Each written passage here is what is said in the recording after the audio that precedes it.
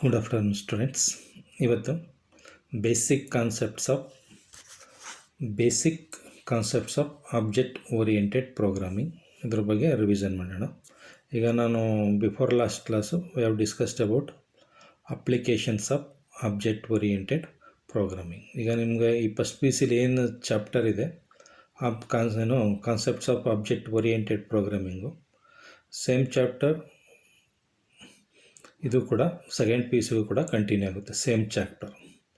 ನೋಡಿ, object oriented ಪ್ರೋಗ್ರಾಮಲ್ಲಿ ನಿಮಗೆ ಮೇಯ್ನು ಕಾನ್ಸೆಪ್ಟ್ಸ್ ಏನು ಬರುತ್ತೆ ಅಂದರೆ, ಒಂದು basic concepts of object oriented programming, ಮತ್ತು advantages object oriented programming, disadvantages of object oriented programming, ಮತ್ತು applications of object oriented programming, ಮತ್ತು ಆಬ್ಜೆಕ್ಟ್ ಓರಿಯೆಂಟೆಡ್ ಪ್ರೋಗ್ರಾಮಿಂಗ್ ಅಂದ್ರೇನು, examples for object oriented programming.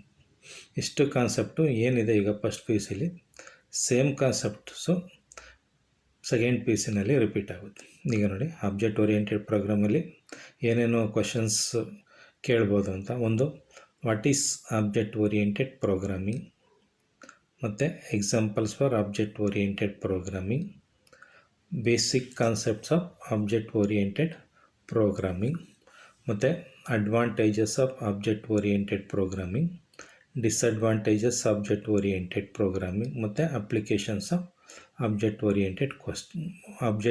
Oriented programming. ಇಷ್ಟರಲ್ಲಿ ನಿಮಗೆ ಏನೋ ಫಸ್ಟ್ ಪಿ ಸಿಲಿ study ಮಾಡಿದಿರಿ, ಇದು ಸೇಮ್ ಸೆಕೆಂಡ್ ಪಿ ಸಿಗೂ ರಿಪೀಟ್ ಆಗುತ್ತೆ. You will get 8 marks from this chapter. ಗೊತ್ತಲ್ಲ, ಅದರಲ್ಲಿ 5 ಮಾರ್ಕ್ಸ್ದು ಒಂದಿರುತ್ತೆ, 2 ಮಾರ್ಕ್ಸ್ದು ಒಂದಿರುತ್ತೆ, ಮತ್ತು 1 ಮಾರ್ಕ್ಸ್ದು ಒಂದಿರುತ್ತೆ. ಈಗ ನಾವು before last class we have discussed about applications of object oriented programming. ಇವತ್ತಿನ ಕ್ಲಾಸಲ್ಲಿ ಬೇಸಿಕ್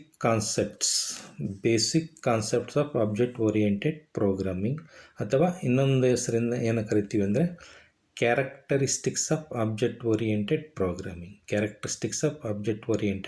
ಪ್ರೋಗ್ರಾಮಿಂಗ್, ಇದ್ರ ಬಗ್ಗೆ ಡಿಸ್ಕಸ್ ಮಾಡೋಣ. ಇವಾಗ ಬೇಸಿಕ್ ಕಾನ್ಸೆಪ್ಟ್ಸ್ ಅಥವಾ characteristics, the following are the major characteristics of any object oriented programming language. ಅಂದರೆ ಬೇಸಿಕ್ ಕ್ಯಾರೆಕ್ಟರಿಸ್ಟಿಕ್ಸ್ ಯಾವುದ್ಯಾವುದಿದೆ ಅಂದರೆ, ಒಂದು objects, classes, data abstraction, data encapsulation, inheritance, overloading, polymorphism, dynamic binding, message passing. These are the basic concepts ಅಥವಾ characteristics of object oriented programming. ಈಗ ಒಂದೊಂದಾಗಿ discuss ಮಾಡ್ತಾ ಹೋಗೋಣ. ಮೊದಲನೇದಾಗಿ ಏನು ಅಂದರೆ, ಇದ್ರ ಬಗ್ಗೆ ಡಿಸ್ಕಸ್ ಮಾಡೋಣ, ಅದು ಕ್ಲಾಸಸ್ ಬಗ್ಗೆ. ಈಗ ಕ್ಲಾಸ್ ಅಂದರೆ ಹೇಳಿದ್ದೆ, class is a user defined data type.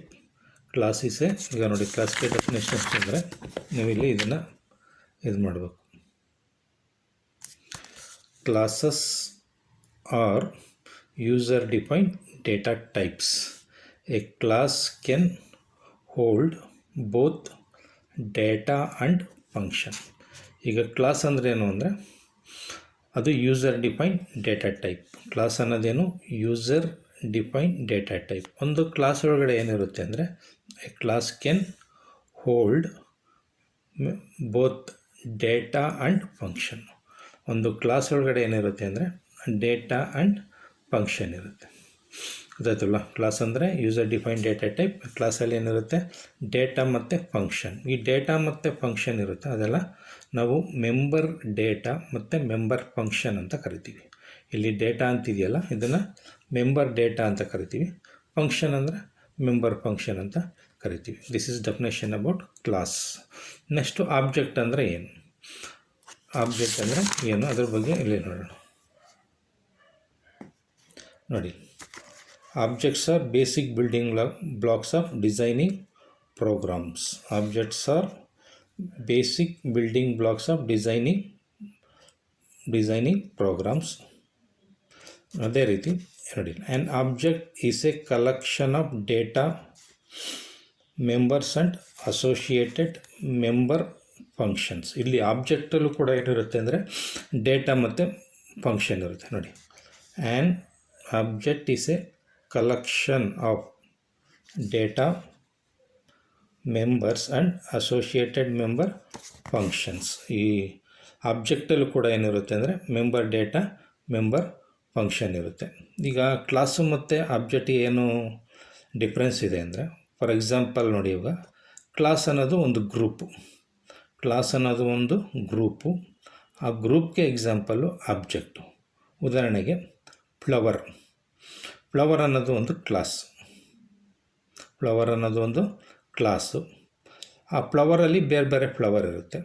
ಒಂದು ಫ್ಲವರ್ಗೆ ಎಕ್ಸಾಂಪಲ್ ಅಂದರೆ ರೋಸ್ ಅನ್ನೋದು ಒಂದು ಫ್ಲವರ್ಗೆ ಎಕ್ಸಾಂಪಲ್. ಇಲ್ಲಿ ರೋಸ್ ಅನ್ನೋದು ಆಬ್ಜೆಕ್ಟ್. ನೋಡಿ, ಇಲ್ಲಿ ಕ್ಲಾಸ್ ಅಂದರೆ ಏನು ಹೇಳಿದೆ, ಒಂದು ಗ್ರೂಪ್ ಅಂತ ಹೇಳಿದೆ.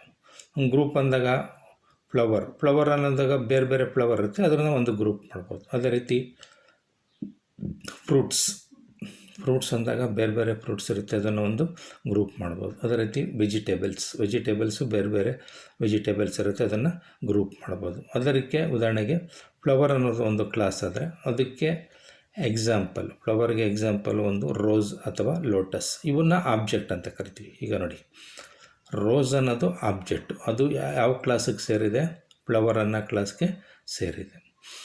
ಅದೇ ರೀತಿ ಫ್ರೂಟ್ಸ್ ಅನ್ನೋದು ಒಂದು ಕ್ಲಾಸು, ಅದಕ್ಕೆ ಎಕ್ಸಾಂಪಲ್ಲು ಮ್ಯಾಂಗೋ.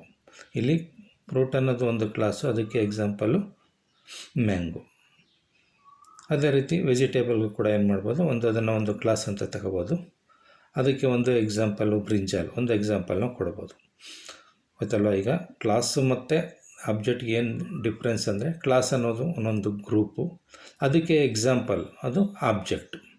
ಈ ಎಕ್ಸಾಂಪಲ್ ಅದನ್ನ ನಾವಿಲ್ಲಿ ಇನ್ಸ್ಟ್ಯಾನ್ಸ್ ಅಂತ ಕರಿತೀವಿ. ಈಗ ಕ್ಲಾಸ್ಗೆ ಡೆಫಿನೇಷನ್ ಹೇಳಿದ್ರೆ, class is a user defined data type which consist of member data member function. ಅದೇ ರೀತಿ ಆಬ್ಜೆಕ್ಟ್ ಅಂದರೆ ಈಗ ಕ್ಲಾಸಸ್ ಅಂದರೆ ಏನು ಅಂದರೆ, class is a user defined data type. Class ಅನ್ನೋದು user defined data type which consist of member data member function. ಅದೇ ರೀತಿ ಆಬ್ಜೆಕ್ಟ್ ಅನ್ನೋದು ಈ ಕ್ಲಾಸ್ಗೆ ಒಂದು ಎಕ್ಸಾಂಪಲ್ಲು. ಆಬ್ಜೆಕ್ಟ್ ಅನ್ನೋದು ಈ ಕ್ಲಾಸ್ಗೆ ಏನೋ ಒಂದು ಎಕ್ಸಾಂಪಲ್ಲು. ಆಬ್ಜೆಕ್ಟ್ ಅಂದರೆ instance of a class which consist of member data member function. Next ಕ್ಲಾಸಲ್ಲಿ ಬೇರೆ abstraction, encapsulation, inheritance, overloading, polymorphism, dynamic binding, message passing, ಇದರ ಬಗ್ಗೆ ಡಿಸ್ಕಸ್ ಮಾಡೋಣ. Thank you.